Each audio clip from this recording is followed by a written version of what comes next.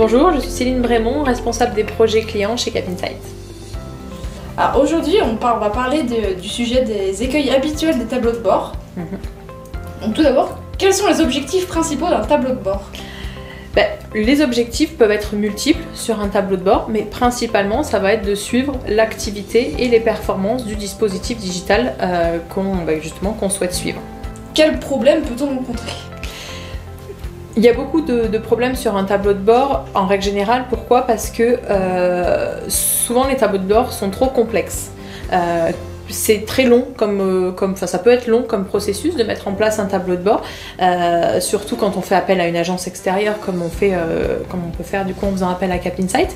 Et du coup en fait souvent les gens veulent beaucoup de choses sur leur tableau de bord, ils veulent tous les KPI possibles, ils veulent suivre tout ce qui se passe sur le site, et souvent le principal problème c'est ça, c'est qu'au final il y a trop d'informations sur le tableau de bord, qu'on met beaucoup de temps à le lire, que des fois on comprend pas forcément bien toutes les informations, donc souvent le principal problème c'est qu'il y a trop de choses. Le deuxième problème, c'est que souvent le tableau de bord doit servir à plusieurs personnes. Et ça, c'est également une erreur.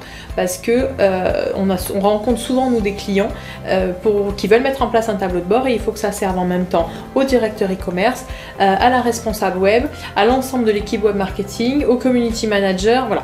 Et en fait, toutes ces personnes-là n'ont pas les mêmes besoins de suivi, ne vont pas regarder les mêmes KPI et n'ont pas besoin de la même finesse dans le suivi. Voilà, le directeur e-commerce, il va avoir besoin de choses très globales, de KPI impactants, mais il n'a pas besoin du détail.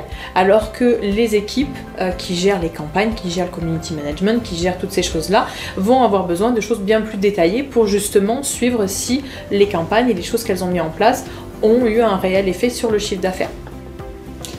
Et du coup, dernière question, faut-il faire évoluer les tableaux de bord?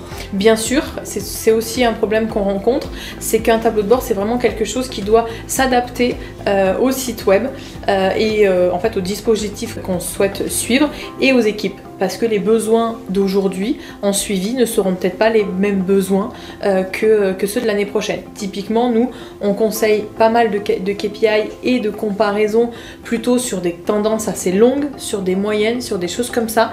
Et cette année, justement avec le contexte quand même économique très particulier, on a dû changer la majorité des KPI qu'on suit sur nos tableaux de bord pour les mettre sur des choses beaucoup plus courtes pour qu'on puisse en fait comparer voilà, des choses beaucoup plus courtes. Ça sert à rien de comparer les performances de cette année aux performances de l'année dernière. On est sur des contextes qui ont beaucoup trop évolué en un an pour pouvoir comparer à l'année dernière. Eh bien, merci pour toutes ces réponses et nous on se retrouve pour une prochaine vidéo également sur l'analytics. Avec plaisir.